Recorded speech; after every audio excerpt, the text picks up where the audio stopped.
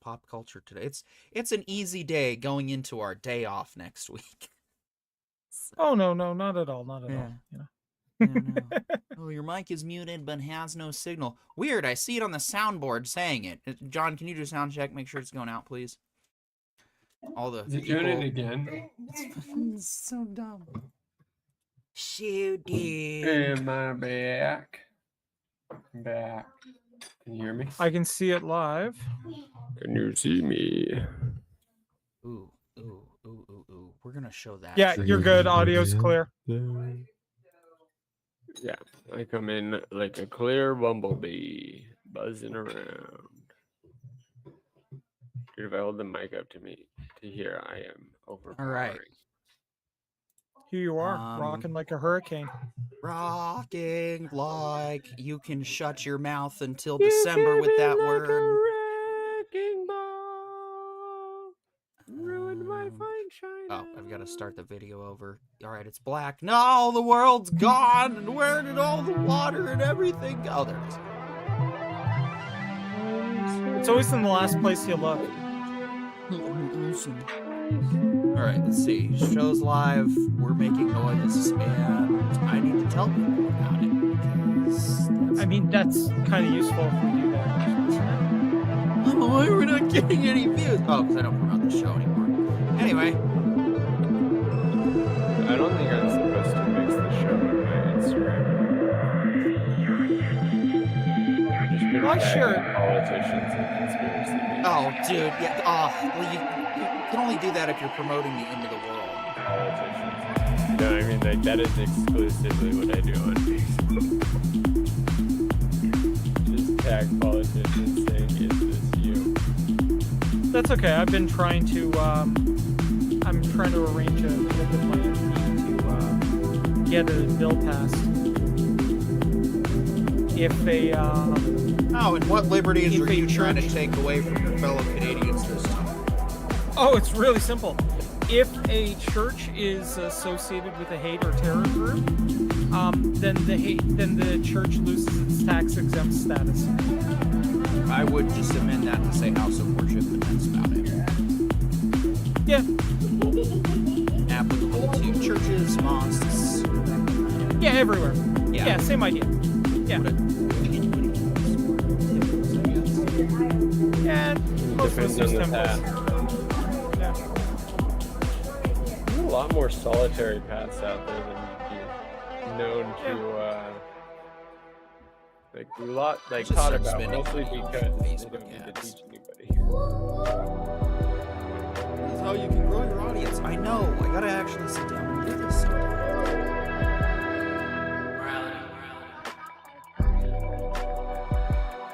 And yet, everything they suggest always seems to, shrink the audience. Weird that.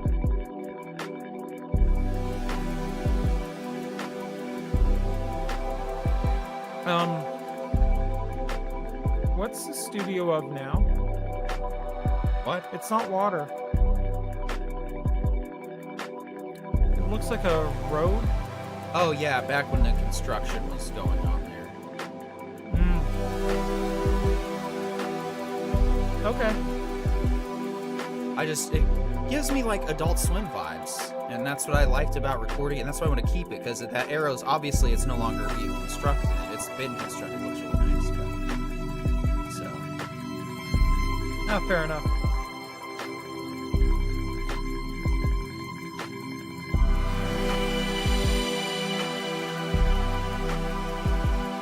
So yeah.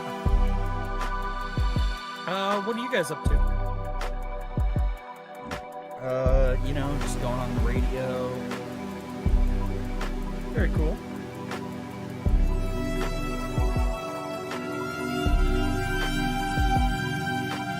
Mostly job searching. Trying to afford a family in this modern economy. But you should just say screw it and move to Key West. We have schools here. Better idea. Start a GoFundMe and take on your congressman. No, that's a good one too. Then you can just live off of bribes for the rest of your life. It's the American way. Really? I can see it's the Canadian way, apparently. Hey man, our Senate is nominated. Like we have the House of Commons, but our Senate, which is our kind of sober second thought, is appointed for life. So you get one of those jobs, you're done, and all you have to do is show up for 4 months out of the year and say whether something is a good bill or a not good bill, and that's it.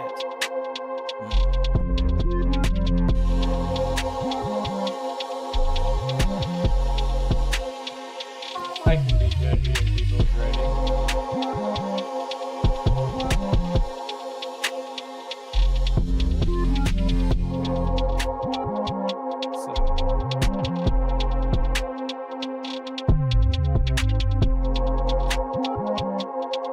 I, for one, am looking forward to next week's vacation from this show.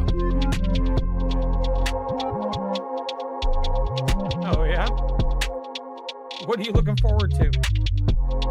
Catching up on everything, get it into Peacemaker. Fair enough.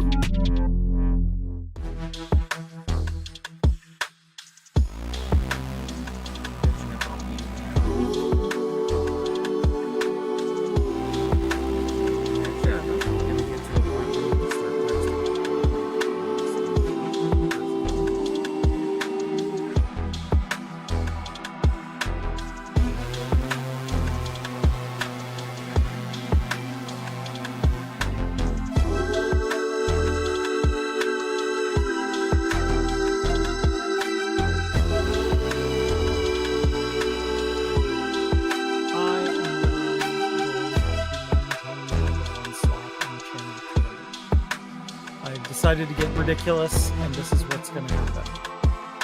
Great. Thankfully, you can't super chat your way to the top right now, so.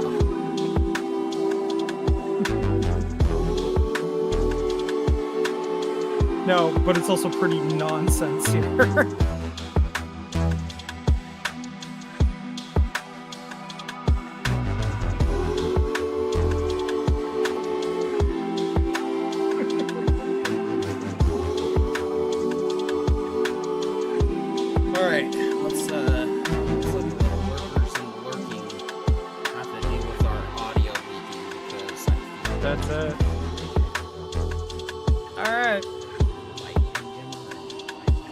Okay, how did that happen? You make two posts, 3, and you're number 1. How does that even work? Are you really going to do the I am the captain now?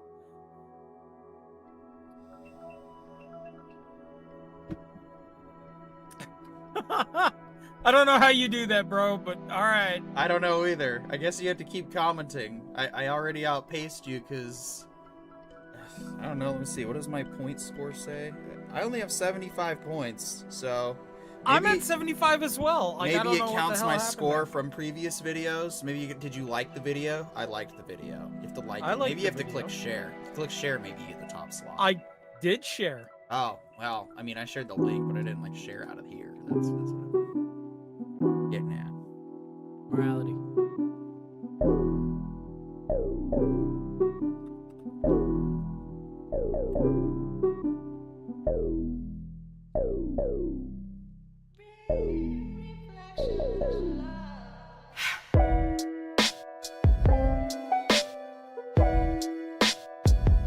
I sound like freaking Krillin right now. God damn it.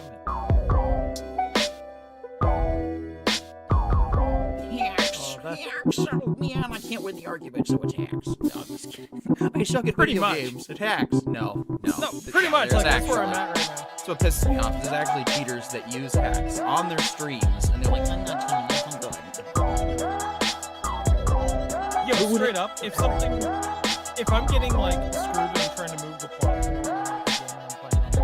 I will freely admit, like, no, I used a cheat here in order to get out. Because I will freely admit when I completely suck at a video game. Good. Because sucking makes you stronger. Get through the levels longer. Gonna survive for longer. Yeah, see, ad-libbing, I can't do it that well. No, I can, I just... That being said, yo, Pollo Zapatos and I made quite the hell of a team in Helldivers, man. I'm too busy exploring strange new worlds, seeking out new life in the Mega Unum Peregrine, so... You know, we're you know, he's the only person I've ever met in the game that properly calls when there's a frag out. Right? Probably because That's sounds... because I throw them a ton, and I also see them so much.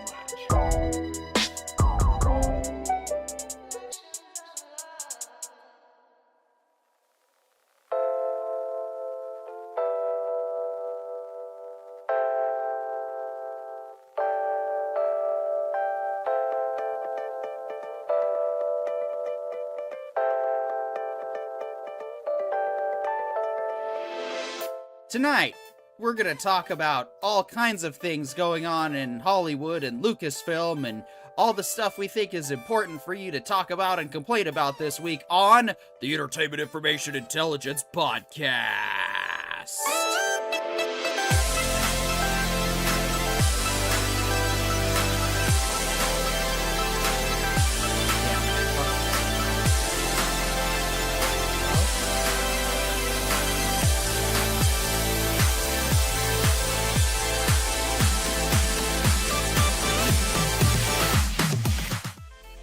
And I patted myself on the back too early because I gave great delivery.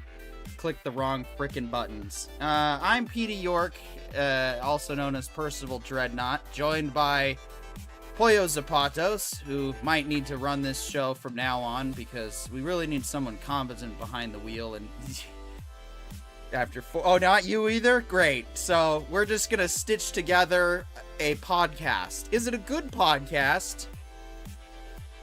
Out of all the podcasts that are out there, it is definitely one of them. It is not the...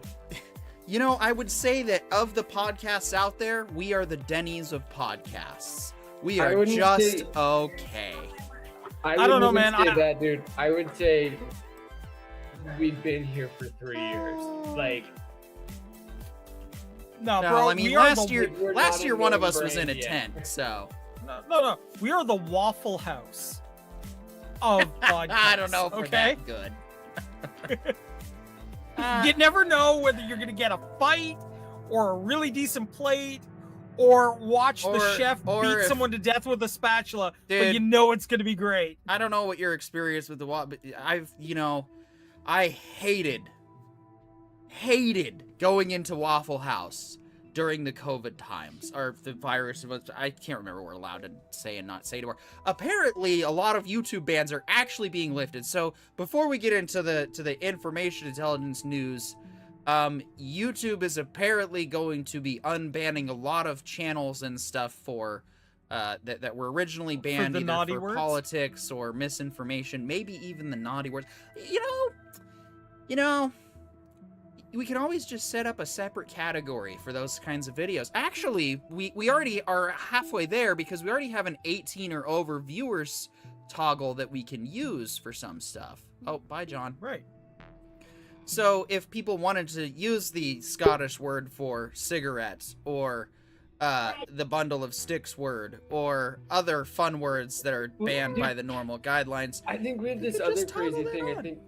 I think it's called the TV ratings, and then you got the one for the regular like movies and stuff, and like that's always been good enough for my mom and dad. I don't know why it stopped being good enough for all the other mom and dads out there. Remind me what the documentary we reviewed. I totally forgot about it, about the censorship. This film is not yet rated. Yeah, see, what I appreciated about that was all those people were able to admit that we're indulging in stuff. But they agreed that the, PG and PG-13 ratings were sound and made sense. Nobody made an argument against those ratings. It was the problem of establishing R versus NC-17, and that's what, if we're going to do something like that with YouTube, which we can, it can't be based off of, any kind of zealots personal opinions. I mean, look, I'm going to be perfectly honest. I would be okay with setting the bar at R is for mature content, like maybe mature words or what have you, where NC-17 actually would include mature visuals. I think that would be a decent, fair way to balance it out. And I think if people knew to expect that, NC-17 wouldn't have been as brutal a rating. It wouldn't have been a death sentence right. to movies. Because that's the problem, is that it's the way they categorized it. So if YouTube's going to consider doing that, I mean, yeah, why not? And people say that, oh, well, all these hateful people will get a platform. Well, hateful people actually have all kinds of platforms to get on. There's a lot of hateful people on talk radio. There's a lot of people on satellite radio. There's a lot of hateful people on cable television. There's been a lot of hateful people on network television. Hate is everywhere and in abundance. There's just no getting away from it. It's already on YouTube. I can point you towards a channel that is purely about that. Right. And, it is what it is. But I'm sorry, if men like Daryl Davis can convince loyal, diehard KKK members to consider changing their views and give up their robes, guys, I think we can allow any kind of blowhard idiot behind a microphone, and we'll figure out how to get through the sea of it all. John 5 writes in, "Good evening." Or maybe just good evening. I don't know. Anyway, good evening to you as well, John 5. Glad you're here. We're just, it's going to be a bit of a short show in that we're mostly just talking about our pop culture coverage because somebody forgot to do his Alien homework. But I think, Corione, you'll give us a little teaser of what you thought of episode 7. I hope, if you could do a non-spoilery bit. I can try to do something about it. We'll save it for the end, but we gotta justify the thumbnail. Just realized. Yeah, fair. So not talking about it. No, we won't do that. But if you want to give the non-spoiler, like what you think it is and what your hopes are for tonight's season finale, which is live as of 40 minutes ago, yeah, we'll look forward to that at the end of the line. But first, let us take a selfie. No, I'm just kidding. We've already got the selfie cams activated. We're selfieing it up hardcore right now. I just need to remember where my tabs are and get access to them, and here we go.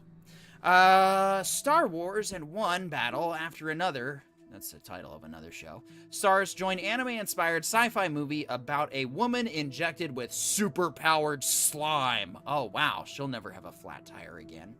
Film will also have retro video game aesthetics. Interesting. All right, that's fascinating. Let's see. All right, we got a quick article. We're going to go ahead and read this article all the way through, dissect the writing, and give our credit. So, looks like Myria Mueller published this on September 19th, 2025. Myria writes, the upcoming animated film, Slime, has just confirmed it's actually called Slime. All right.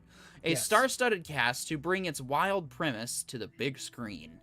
Joining the previously announced Scott Kid Cudi Mescudi as the lead star is singer-actor Willow Smith, who first debuted in Hollywood alongside her father, Will Smith, in the 2007 film I Am Legend. Oh! Okay, well, see how she's grown up since that movie. Because I haven't seen her in anything since. Deadline reported that she is set to play the lead role in the movie. Star Wars star John Boyega, one battle after another breakout Tiana Taylor, Shogun's Anna Sawe, and John Cho complete the full lineup for the film, helmed by animator-director Jerome Braxton. Slime is set Slime is set in a too-near future, odd phrasing, with the story following an optimistic but broke young woman who signs up for a paid clinical trial, only to be injected with mysterious creature's slime that unleashes destructive powers that she can't control. So it sounds kind of Hulk derivative. If the slime is green, that's definitely an advertisement for the tire puncture repair slime. Yeah, probably not definitely, but I mean, it could be. It'd be hilarious if it was. I mean, Transformers was just a giant Chevy commercial. That's why it's one of the greatest movies ever made. Lies! Oh no, it is. But we're gonna save that. Why must you turn this live stream into a house of lies? I'm going to save this argument for my birthday. While on the run, but we're gonna tease it most of the way there. While on the run, she kidnaps the lab worker who injected her, and the two set out on a perilous odyssey through a crumbling dystopian world in search of refuge and a cure, according to the official synopsis via Deadline. The project has been described as an anime-inspired pre-apocalyptic sci-fi monster flick with retro video game aesthetics, and we can't wait to see what that looks like on screen. We'll finish the article in a second. I'm going to be honest, I don't know. Does anyone want to weigh in real quick before I finish this thing? I mean, I don't know if this is going to be good or not. If they do it very tongue-in-cheek, it could be amazing. If they take themselves too seriously, this is going to be bad. I think you might be correct. Yeah. Like, if they do this with all the seriousness of Attack of the Killer Tomatoes, this could be hilarious. The film was originally announced in 2023, with Mascuti's banner Mad Solar producing alongside Hammerstone Studios and Capstone Global. Brian Ash penned the script, while Kid Cudi will provide an original soundtrack and score. Along with his music career, the Grammy-winning artist has appeared in numerous films, including Goodbye World, Need for Speed, Entourage, Bill and Ted Face the Music, and Netflix's popular comedy Don't Look Up. He was also featured in Ty West's horror movie X, and was an executive producer in the sequels Pearl and Maxine. Most recently, he played an FBI agent in Netflix's Adam Sandler sequel, Happy Gilmore 2. That's not really a mention you want to hear, at least from what I've heard, anyway. So, H. Marie, let's go to you for the thoughts. To be honest, I was kind of zoned out. Give me a quick TLDR real quick. Yeah, so, basically... Flubber, but not, but also kind of, sort of. But Flubber... also Kid Cudi. Kid Cudi. Kid Cudi, thank you. Thanks for waiting until after I'm done with the article. Like, I'm not gonna be pissed if you guys throw the correct pronunciation. Now, if I come back to it and find out you're wrong, balls busted for life. Anyway. No, I just wanted to TLDR it in the worst way possible because I could only think of Flubber. Yeah, what's his name again? Kid Cudi? Kid Cudi. Kid Cudi, the silly putty. Got it. Kid Cudi. All I'm gonna say on that is, you know.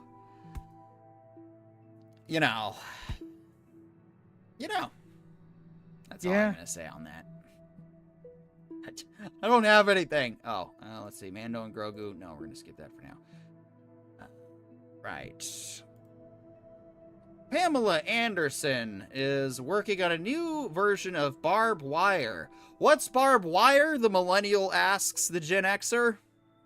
Well, Barbed Wire was Pamela Anderson's first starring debut role in a movie. It's set in a post-apocalyptic future where Barb plays a like a bounty hunter kind of character that that gets into a lot of steamy situations, shall we say, and is based on Casablanca, set in like a post-apocalyptic future. She gets into, it's like what is that movie that stars Farrah Fawcett that was the sci-fi movie that was basically an excuse to show off Farrah Fawcett's body? That's a good question. It's like that meets Casablanca, basically. Okay. So, I mean, I don't know how she would fare playing Barb now, because the only thing that was particularly enticing about the movie was Pamela Anderson in various compromising situations.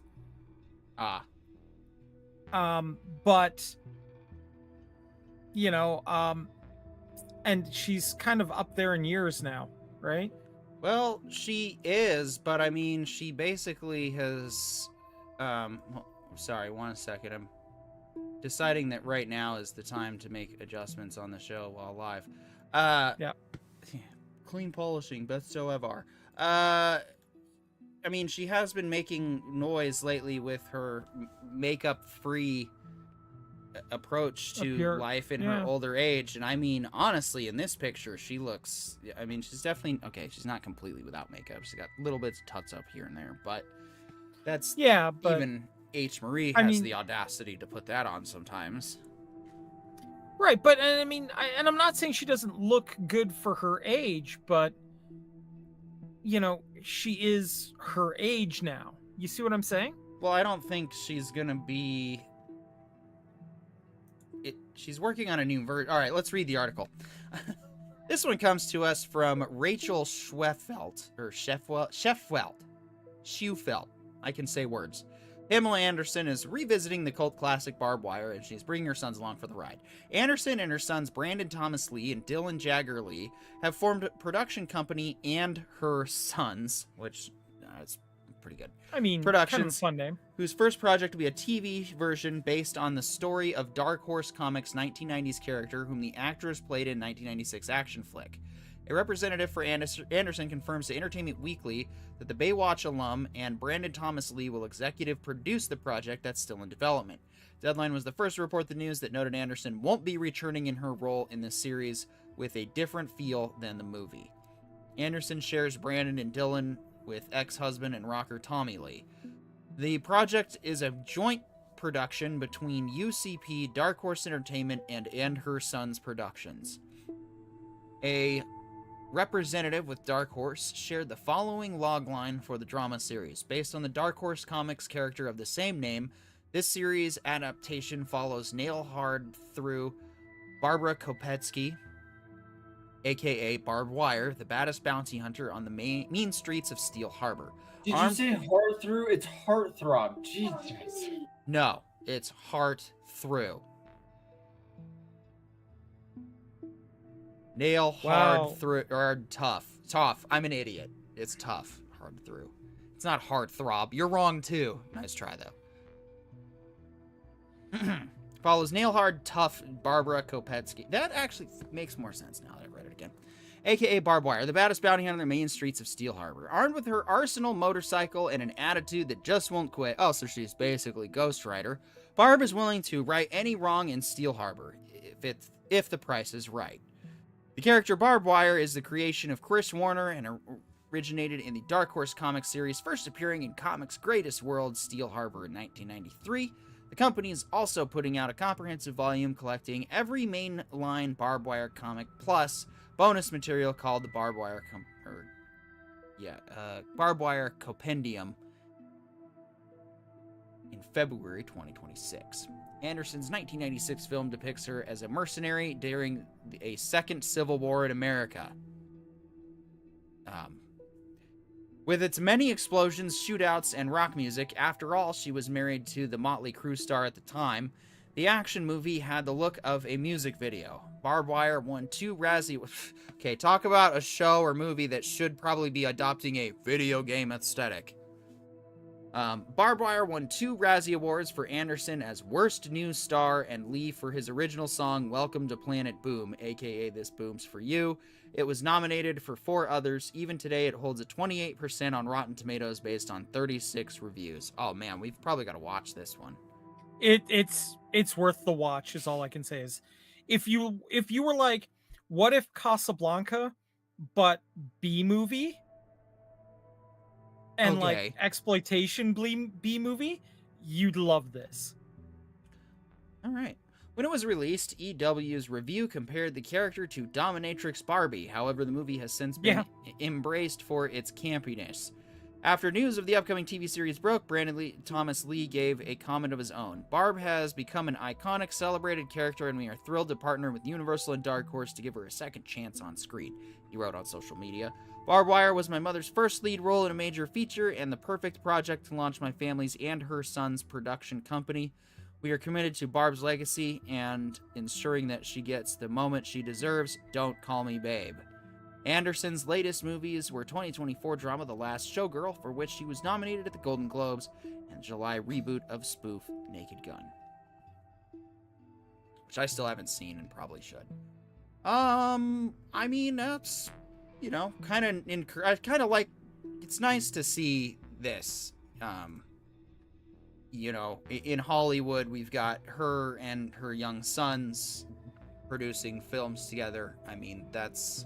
Yeah, I mean, that's ideal, right? And given that at one time, very recently, she was quite down on her luck, her bouncing back like this is fantastic.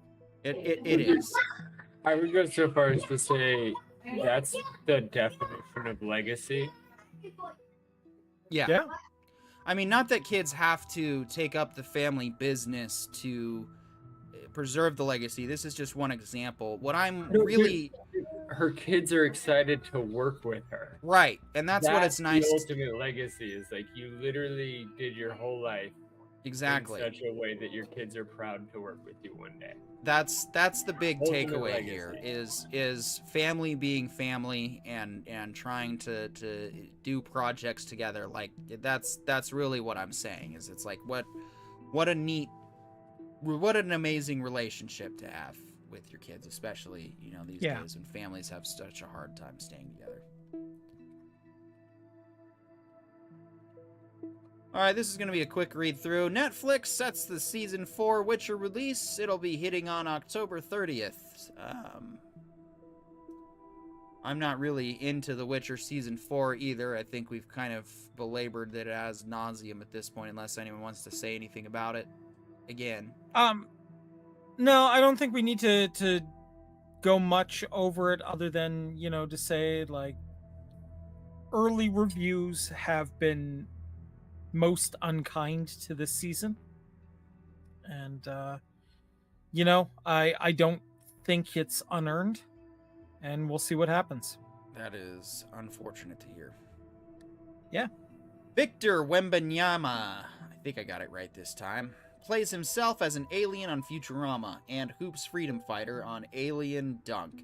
I actually saw this episode. I didn't know he was an actual Spurs player, but that's pretty cool. I like when these guys... That's something that they always, you know, did in the 90s time in 2000. I mean, it's just a way of promoting and crossing entertainment venues and mediums. But it's pretty cool that they are comfortable enough, and it's always nice when they like to dunk on themselves occasionally or make jokes. There's actually a whole episode where Bob Uecker gives just a very convincing performance as a commentator for the universe's show Blurns Ball. So it's really cool that they actually Yeah. I mean, I think it's great, right? And I love that, you know, one, Futurama is still going strong, that we are getting quality episodes like this still. And, you know, honestly, like, it's a series that I worry is one of the smartest shows on television, if only for the inside jokes in the background of the show. In the first 5 seasons, I would agree. That's not to say that the season, well, the movies, which are considered the 6th season now, and then 7, it's not to say that they don't have their moments, but I definitely click the skip episode button more often in the newer shit than when I'm in the older series. So some of the I will say that from what I started with season 13, the first episode was pretty good. The second one was whatever, but I'll probably finish the rest of the season soon and give my thoughts on it now in October. But yeah, anyone else want to speak on? H. Marie, what do you think of Futurama so far? I'm not holding my breath. I still feel like we didn't need these episodes and it ended the way it ended, and well, we're just gonna keep going, aren't we? Maximum dissent from H. Marie. Just the way I like it. Anyway. Corione, what do we have here? Okay, so This is kind of an interesting piece of media that is coming out. The Knights of Gulivern. I don't even know if I'm pronouncing it correctly. It looks like it could be quite the interesting animated series. I'm at least interested in what they're doing with it. Let me bring up my notes specifically for this one, if you don't mind. Yeah, synopsis. Knights of Guinevere centers around Park Planet, a floating planet spanning amusement park with an android princess named Guinevere serving as its mascot. Living in the town of M7 on the surface below are Andy, an engineer and android surgeon working for the park, and Frankie, a factory worker and scrap scavenger, both of whom are overworked and tired of their jobs. When Frankie comes across a damaged Guinevere android, the two friends sneak into the park's secret labs in order to repair it, unaware of what lies in wait for them. Yes, so now I remember this one. This looked interesting to me because it has, from what I was reading and seeing and looking up, a very Studio Ghibli feel to it. Oh. And I thought it might be something we should keep an eye on. Well, it drops already. Yeah. Release was the 19th, so we might be able to add it to our... Well, we'll see if we can do catch-up on it. But it depends on what the release schedule is. And So, I mean, I'm not going to say it's going to be amazing necessarily. Yeah. But it sounds like it has potential. So, something to consider. Gina Carano signs up for Vegas crime series Logan Rain, teaming with Get Out producers for first TV project since Mandalorian. 6 weeks after The Mandalorian star saw her discrimination lawsuit against Disney and the Kathleen Kennedy-run Lucasfilm settled in her favor after being fired in 2021, Sin City raised Carano is stepping into the vigilante shoes of Logan Rain. Logan Rain is someone I have been craving to bring to life, Carano told Deadline today of the burgeoning project. I'm bringing every ounce of who I am as an actress and what I have learned in this industry to this role, and at this moment, I have a lot to give, says the actress who played Marshall for the New Republic, Cara Dune for 2 seasons on Mandalorian. Oh, okay, I see how they did their title. Now it makes sense. Returning to Las Vegas, which is its own fantastic character in itself, can confirm. And also, Las Vegas being the place I grew up is going to be exhilarating, and I'll feel very much at home filming there. Lights, camera, action, art, grit. Vegas has it all. I'm giddy about the possibilities.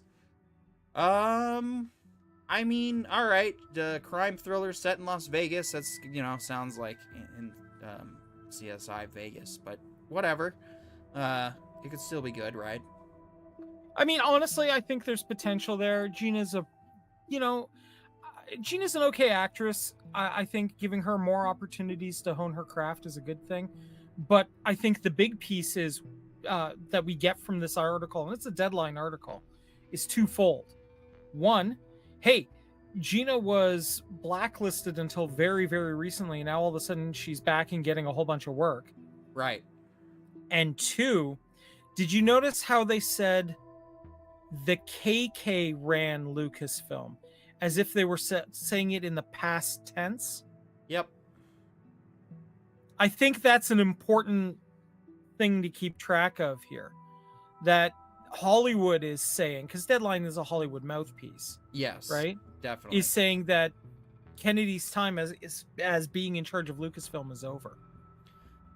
That's what it looks like, but like everybody else, once it's official, we will have our official celebration for it finally after all these years, but it is what it is. In better news, Christopher Nolan has been elected the Directors Guild of America president. Ron Howard is now among one of the new officers. The DGA has announced Christopher Nolan as its new president during Saturday's biennial national convention. The 2 times Oscar-winning Oppenheimer director was appointed to succeed Leslie Linka Glatter among a new slate of officers and new members of the DGA's National Board of Directors, chosen by 167 delegates who represent the 19,500-strong Union of Directors. Also elected on Saturday were Laura Belz. I don't really care. Nolan called the position one of the greatest honors of my career, adding, "Our industry is experiencing tremendous change, and I thank the Guild's membership for entrusting me with this responsibility.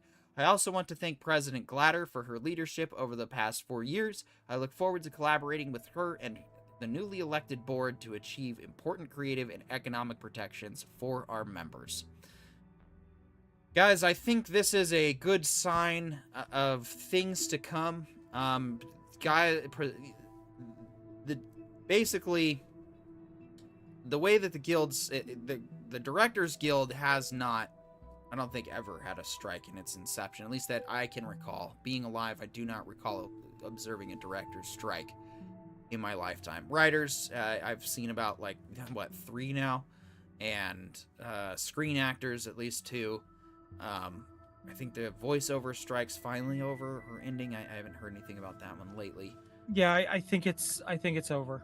So the fact that we have in my opinion, Christopher Nolan is the greatest filmmaker alive right now. He is basically my generation's Steven Spielberg, without a doubt. He has made his movies speak for himself. I predicted Oppenheimer would be the Oscar winner the year that it came out, and I mean, it was pretty. Our writing was pretty much on the wall there. And I mean, the president of the DGA gets a fair bit of say in terms of, who really gets work in Hollywood. So having somebody like Nolan there who is going to make sure that quality projects get quality directors is a good sign. Yes, absolutely. I mean, this is basically, does this mean that every product forward is going to be a Christopher Nolan, movie? No, but is it going to have Nolan's influence? Is it going to be, is he going to have more of an influence of how the quality of things could go? Yes, he is in a position of power and influence.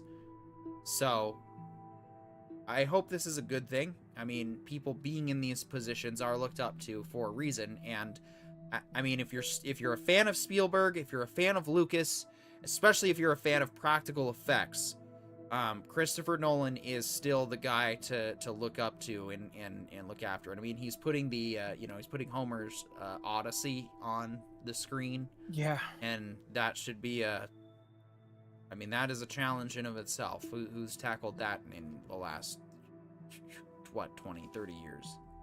Nobody. Now, that being said, there's another piece here to consider. We all know that Hollywood has been having significant money concerns of late.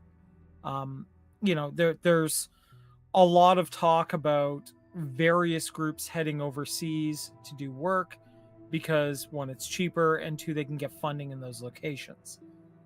Now, that being said, putting somebody like Nolan in charge of the DGA could be seen as a sign of their I guess the best way to put it is their encouragement to try to put faith back into the original system, like back into the Hollywood system. Yeah. All right. Like, we're going to stop screwing around. We're going to put quality people at the levers of power right now. So if anything, this could be a very, very good thing, not just for quality of movies, but politically inside Hollywood. Yep. Sylvester Stallone pitched himself for AI de-aged Rambo prequel. Isn't as big a stretch. More than 40 years after originating in the role of Rambo First Blood, Sylvester Stallone doesn't seem all that ready to say goodbye. Oh shit. With Noah Centineo in talks, Centineo, my bad, in talks for Rambo prequel, the 3 times Oscar nominee and one of Trump's special ambassadors for Hollywood recently revealed that he pitched his own sophisticated AI de-aged portrayal for an installment about a teen Rambo. Teen Rambo? I mean, wouldn't that just put him like fresh off the boat in Vietnam? Hey, what's up, fellow kids? That's even de-aged, bro. You're not gonna be fooling any but yeah. That's not No. the. Go ahead, Ace Marie. No, that's it. No. Just no. Yeah. I mean, look, do I like the idea of potentially seeing what the de-aging technology can do and, putting him into a role of a much younger individual? The Tulsa King prequel, where he goes to jail. Okay? That would work. That I'd watch. Yeah, because then we get another Sheridan-verse movie. But that is not the body of it. That is, what's up, my fellow teens? That is not. Yeah, it's not his voice anymore, right? What are we doing? Wet Hot American Summer here? Come on. At least they didn't even bother with any kind of de-aging. They just had their old, 40-year-old selves playing 16-year-olds. That movie and show is so great. All right. Speaking of jokes. Oh, God. Star Trek Strange New Worlds showrunners talk more serious season 4. More serious and yet somehow with Muppets? This is like matter antimatter. This is a warp core on the inside of a warp core. These two, this does not. What is this? Okay, I've got a theory on what it is. Okay? I think I figured it out. And I think the reason why they're doing this might have something to do with NASA. Okay, are you guys ready? So we all know that in order to get a ship to go faster than light would require an immense amount of power. Now, typically the way we do this in cars is we have a rotating component that basically is generating that power, right? And we use, gasoline and electricity basically to push those pistons to move that rotating part. So let's say you want to generate an awful lot of power, like something like an insane amount of power. What you could do is create something like this, where you say, where you sell everybody on its super seriousness, and then put out Muppet, Strange New Worlds, and Roddenberry will be rolling in his grave so fast, they'll generate enough power to be able to go faster than light. That's the only logical solution to what they're doing here. Set phasers on maximum, Dad. I mean, how else can you explain this nonsense? I'm supposed to, they're more serious, but we teased it with the Muppet intro. Season 3 of Strange New Worlds is behind us, thank God, because, that was just, it was not where it needed to be. Now we wait for news on when in Season 4, which wrapped production over the summer. Oh, good, so it's already done. Will arrive on Paramount Plus. In their recent Trek movie interview, the showrunner said Season 4 will be their best yet, while acknowledging Season 3 had issues due to the Hollywood strikes, and also you guys could have just had the whole thing figured out. Whatever. Executive producer Henry Alonso said on the blend, I think we're probably a little more serious in 4, but, we work in various genres. Oh. Uh-huh. Okay. So did the Muppet Show. What's your point? Season 3 had its share of lighter or even comedy episodes, and it straight up had way too much comedy and there was not enough Star Trek in this Star Trek in name only show. It was a joke. But there will still be comedy in Season 4, as we know it features a puppet episode. Okay. 10 episodes a season. Season 2 sucked because it had 6 episodes. I think we got to Season 2 episode 6 or 7. And then we just, we had episode 8. And then we were in nosedive for episode 9. And then we just kind of sort of did this alternate timeline silliness with the, with Balance of Terror. but it was really bad. Sorry, it was not. It was so bad. Yeah. Like, I'm glad it was like an alternate reality, because at the same time, I just would have rather they'd done that and stuck with it as the timeline from then on out, because... Well, I don't think they've earned enough credit with us. No. To be jumping around into alternate timelines here. No, it's like they decided, well, we only have 10 episodes, so what do you guys remember that you liked from Star Trek? I remember when they did this super cheesy, stupid shit. Oh, yeah, that was so do that stupid. Let's do all the stupid, cheesy, stupid shit all the time now, because that's what everybody wants, right? Yeah, okay. Oh, and then we're going to explore a strange new universe, but everybody's going to be singing the whole time. Oh, that was so brilliant. Oh, yeah. No, it's not. It's not. It's not brilliant. And already, season 4 sucks. Why? Because 1 out of 10 episodes is going to be stupid. There's just nothing that you can tell me about a Muppet-themed episode when you've already had a colossal season 3, joke of a season 3, and you already had that stupid musical. And that's just it. That's what pisses me off, is they said after season 2, all right, yeah, we did the musical, and season 3 is just going to be darker and grittier, and it's going to be more serious. And then... it wasn't. And none of it. Yeah.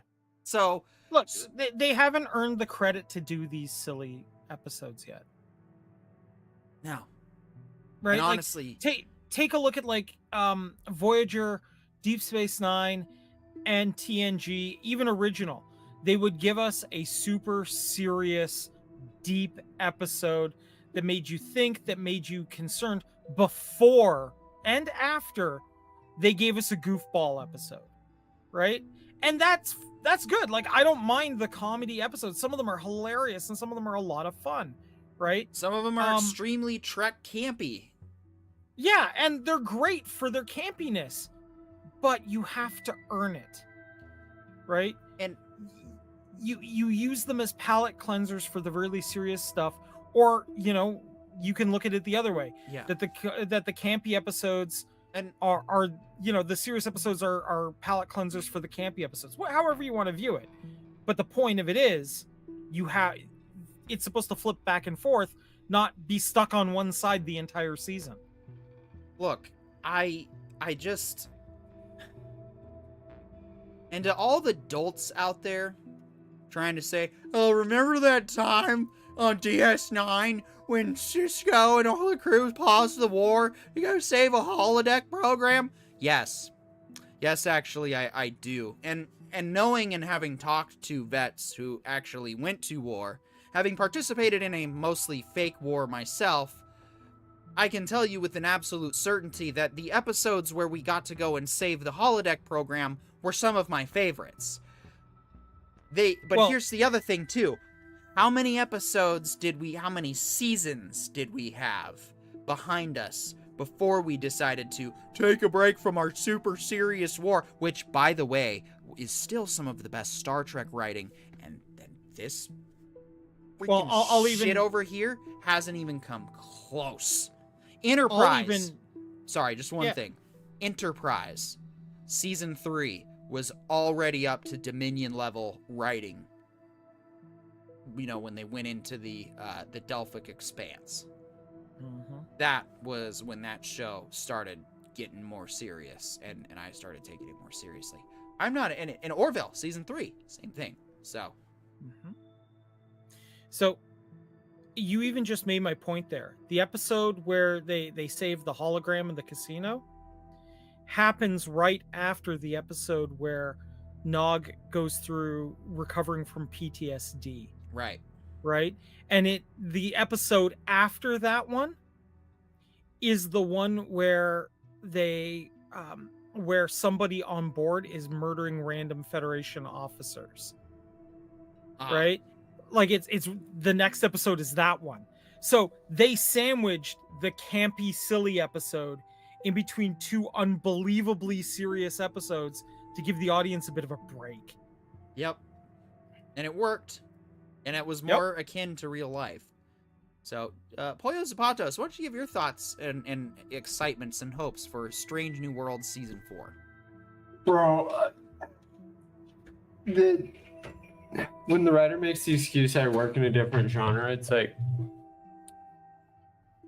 fine, but you're being paid to work in sci-fi. Like, the audience that you are targeting wanted Star Trek. They didn't want... And as you can see from the audience above me, who clearly can memorize all of your rebuttals, you're like it's borderline. In the Bible, Jesus said this, and you're like, actually, if you read the verse above and the verse between, you'll notice that it was actually necessary. There's some technicality there you need to consider. Yeah. And again, it's just, to me, it's like, that's such a lazy excuse, especially in an industry that so many people want to be a part of. Like, stop taking the jobs. Like, go write quality content for your genre. Stop trying to pretend like your desire to get paid and the fact that you specialize in something else justifies doing bad work in the thing everybody paid to see. Yeah. Like, people want to watch this. They take time out of their day to watch this, and when they get slop, they're like, I'm not coming back. And that's from somebody who has watched every other major sci-fi to date. Like, I am up to date. I mean, I rewatched Alien. That's because Alien Earth to me is so good. I've watched every episode, and I hate rewatching anything before the 2000s. Like, I just find it insufferable unless your content is going to be worth it, and Alien was. But, like, Star Trek, the only insufferable content is the new stuff. So as somebody who is willing to go back and suffer old CGI, I have no motivation from Star Trek. Like, it legitimately pains me to go watch DS9 knowing what's coming next. And that's what I'm talking about with writers excusing bad writing, like, honestly, just bad plot lines. You've got 10 episodes, plot that out. There's going to be a middle. It's episode 5 every time. That means you've got a climax. What is it? Why, lovely lady, it's a tribble.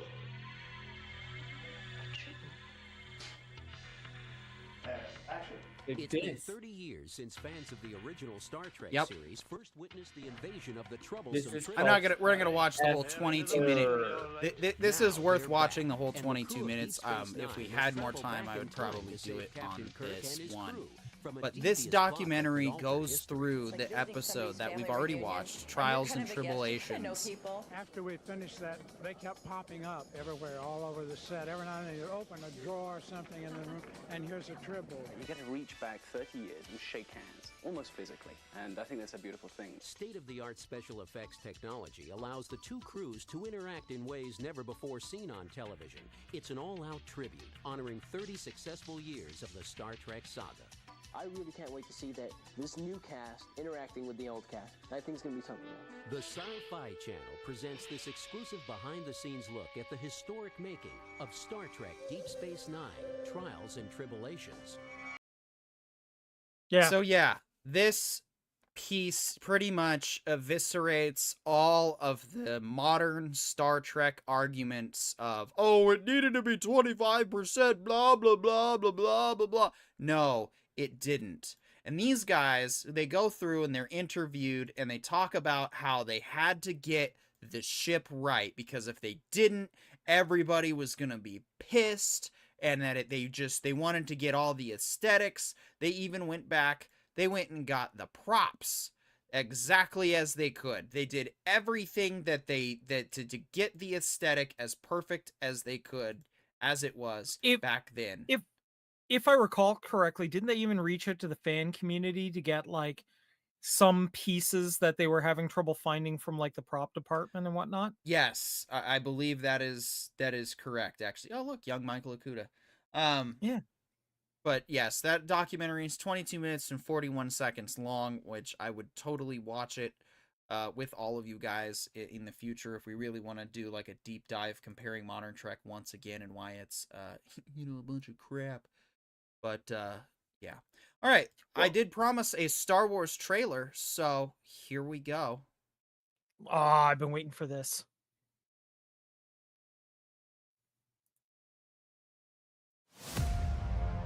We've located the Etherians, but that's not all.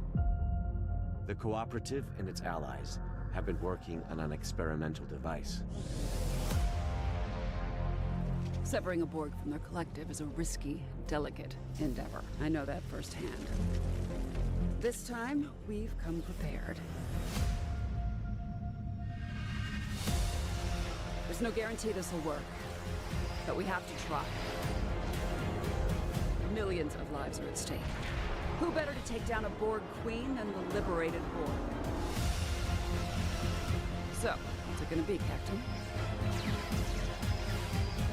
You ready to kick some cybernetic ass?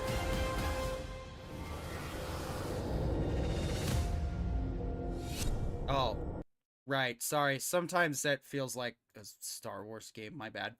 Yeah, new Star Trek Online is coming out with a new update there. You can see Jerry Ryan reprising her role as 7 of 9. I thought you guys might appreciate that. Yeah, what'd you think? You want to play more STO now? Maybe. Did the trailer entice your Star Trek Online desires? I think my problem is the grind. I only have enough time to grind one game, and at this point, Super Earth still needs me. Fair enough. All right, as you were promised, a reel for this time Star Wars trailer. Here we go, guys. The Star Wars Comeback Special.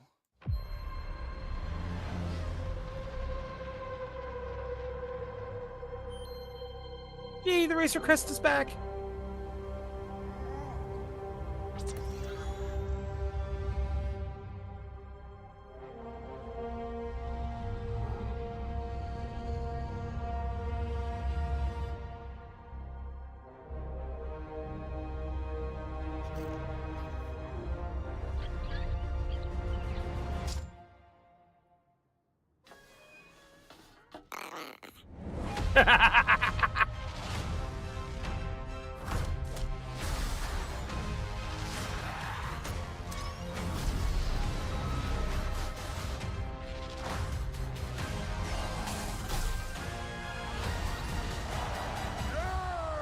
Impressive.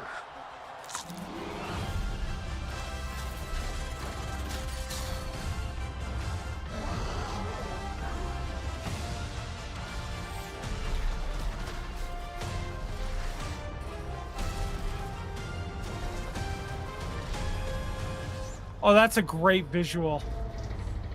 Look forward to a practical explanation why you would walk the walkers on the side of the cliff, but yeah, it does look cool. Forged for the IMAX. Good shot, baby. Yay, baby Yoda's back. Okay, well, I mean... Okay, you know how the AT-ATs have always been like dogs or cats?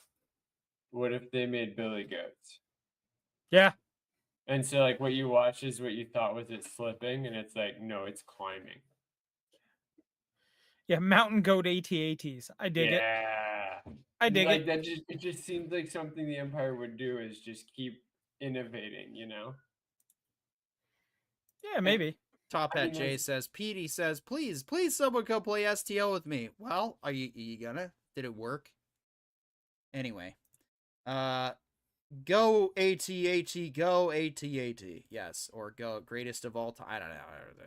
Yeah, the goat AT-AT. The goat. All right. The goat. And now for the part of the show where Poyo and Corione tell you guys about a little bit about season 3. Season 1. Yes, I am from the future. Alien Earth will go for 3 seasons and maybe more. Season 1, episode 7 of Cave Alien 3 or Alien Earth, whatever. The show I didn't watch this week, so I get to go to the background. All right. Well, I mean, to me, this like we're getting into the point where this is getting the penultimate episode before the end of the season. So that, this is the time when you start setting everything up for what's going to happen in your finale, typically.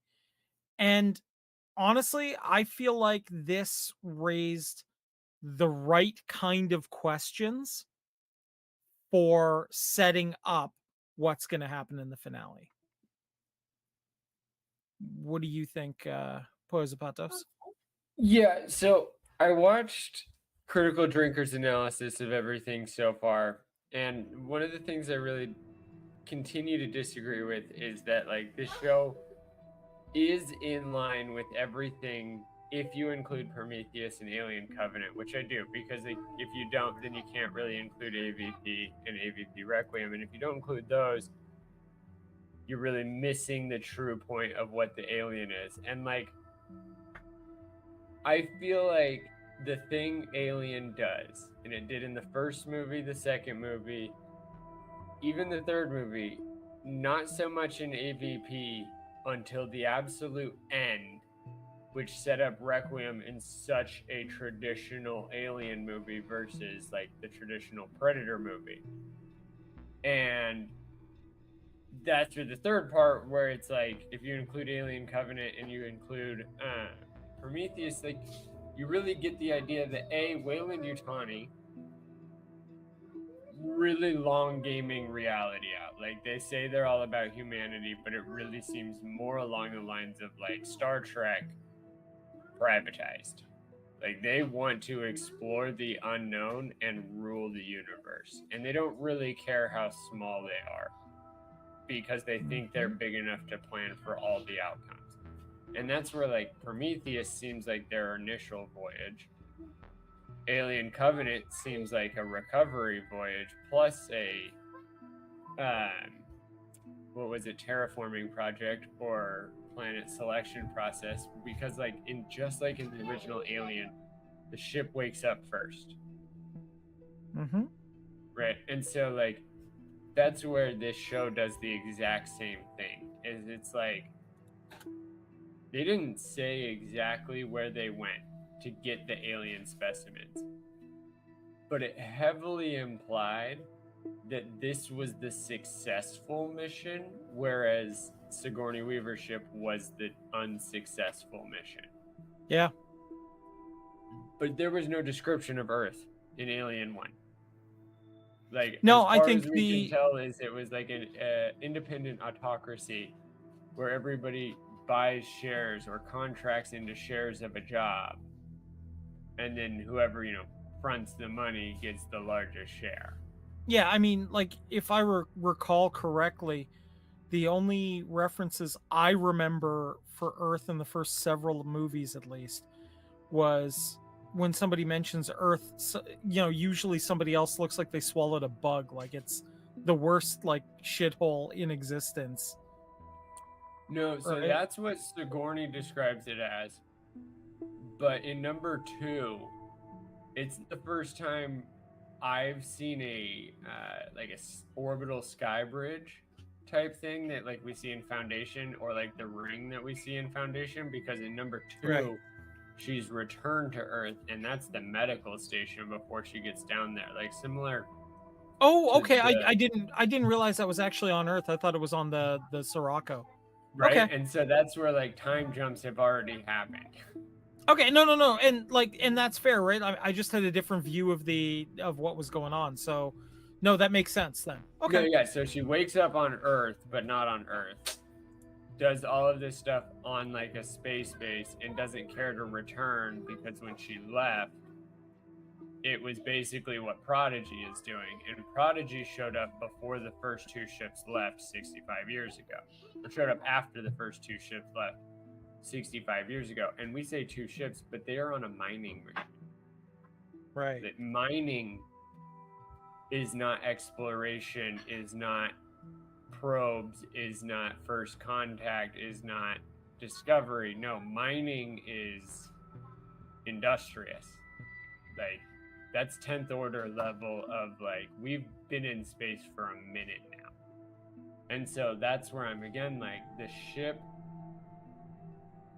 The problem that I have that Critical Drinker I think is accurately hitting is like, why did they go up in rocket ships that were borderline 1990s computers but with more wacky buttons? But if you think about it, that's what they're pitching. Like Prometheus and Alien Covenant happened like within the 2020s. Mm-hmm. Which means that like Requiem happening in 2007 or 2009, I can't remember exactly. Like if we jump over into the Rogue Council for a second and assume that there's been a private organization repurposing or not repurposing, what's the word? Reverse engineering alien craft. Like now we're saying by 2020 they nailed it and sent explorers and did all their own things first. And then by 2152 is when we start with Alien Earth? Or are we in 2080 something? I can't remember. Yeah, I think it's something like that. Right, so like 65 years after Prometheus. Which means that like somewhere right after Prometheus, we launched the mining vessels. And that's like, now we jump back over to Apple TV Plus and we watch For All Mankind. That's what their premise is. If we had actually all focused on the moon, Mars would be a lot closer in sight. If we all focused on Mars, Centauri Prime is a lot more in sight.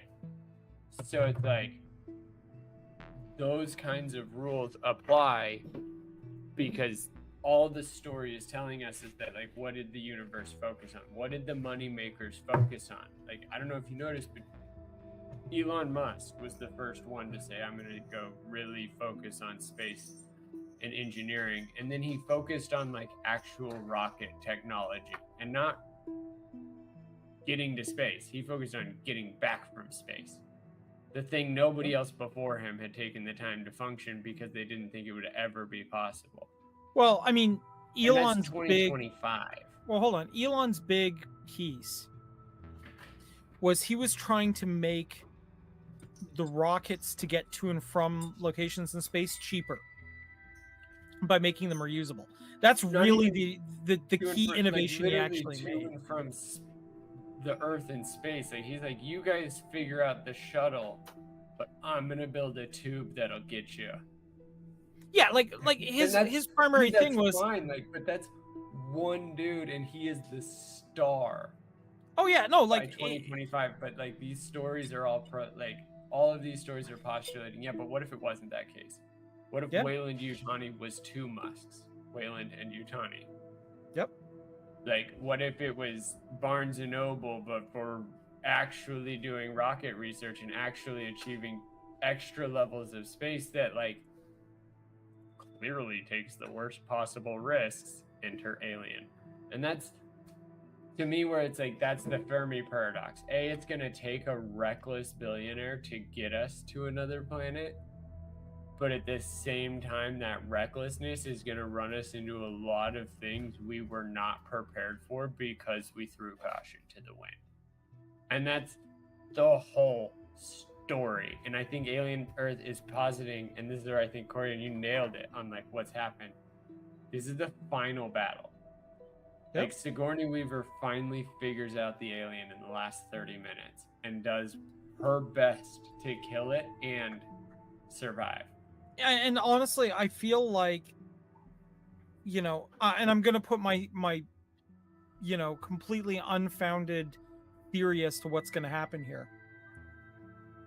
I think they're going to completely lose control of that island and they're going to have to nuke the island. And that's not enough. And I really think that they're going to have a situation where they're going to have to dust off and nuke the island from orbit. It'll be the only way to be sure. But not only that, dude, I think it's going to be way more along the lines of, like, the robots try to take over. Because Kirsch is playing all sides and being very vague. I can't tell if he is, like, a deep insert from Weyland-Yutani or if he is, like, an actual I'm going to put AI. I'm going to put forward something.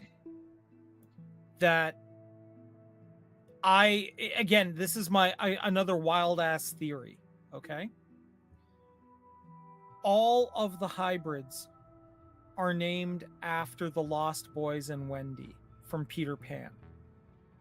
I submit to you that the xenomorph is Peter and the CEO is Captain Hook. Hear me out. And if that's the case, the only way this ends is with, like in the traditional story where Peter kills the Lost Boys when they get to a certain age. I think this ends with Peter basically wiping them out, and except for Wendy, who goes off with Peter to the second star to the right, like out into space somewhere. That's where I think it gets messed up. I think you've got it a little bit backwards. Obviously, the xenomorph is the crocodile. Okay, I mean, look, and I'm willing to play that game. The Prodigy Kid is definitely Hook. I don't think Hermit is Peter. I think that's where they did the twist. I think Wendy is Peter. Okay. But here's the part that changes the whole story, and I don't think it's the original Kill the Kids. I think it's the Lost Boys go back to London looking for more Lost Boys. Maybe. And then, and like, or they start doing like I mean, if you want to actually make money on a TV show, you do some sort of A-Team where these hybrids show up and they go back to Neverland Island, and nobody believes that they're real because they only show up when you need them most, and because Wendy's already hacked into the TV. And it's like a version of Person of Interest. And I'd watch it. Like, I love aliens. I love all that stuff. So like with the crocodile and Captain Hook, that ticking clock is while Wendy's trying to be an A-Team Peter Pan with her hybrid Lost Boys back in London. But at the same time, we, the dramatic audience, know for a fact the aliens are going to take over Earth. And that would explain why Sigourney Weaver didn't land on the planet. And they just ignored it because their whole goal was actually to get back to Earth, and they needed to send in a super weapon.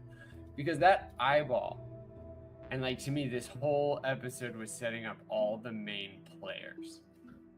That eyeball is going to do something with the human body, like combining it with communication. It's been sitting there quiet almost the whole time, and you know it's going to do something cool. I don't think it's going to do something cool. I think it's going to be like, you thought the alien was scary.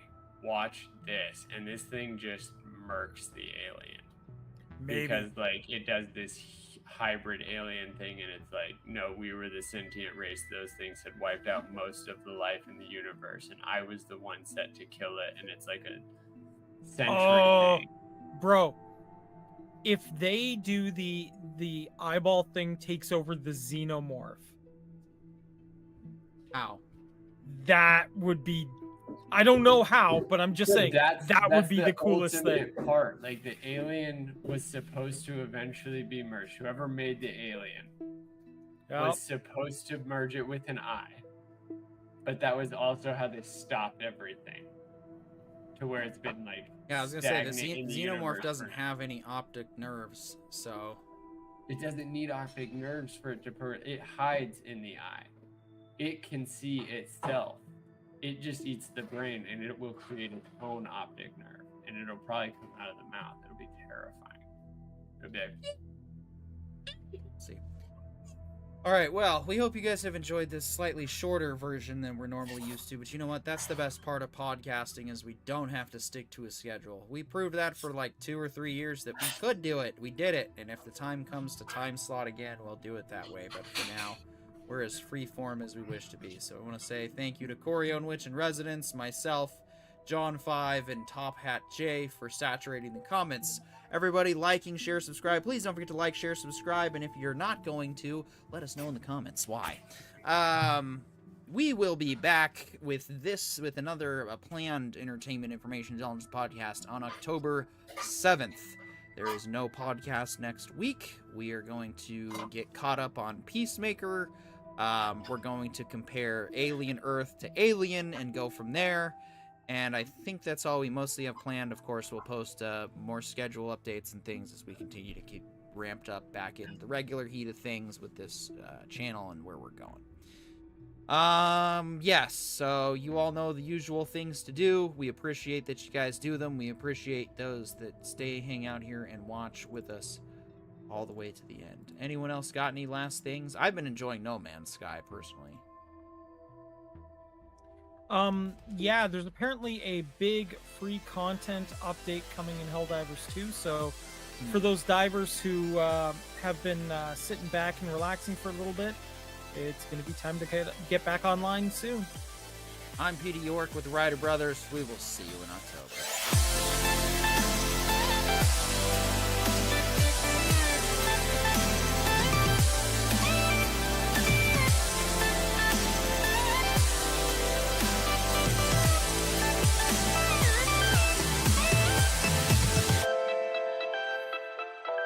This has been a presentation of the Entertainment Information Intelligence Podcast from the Ryder Brothers. The Ryder Brothers, restoring respect into discourse. Good night.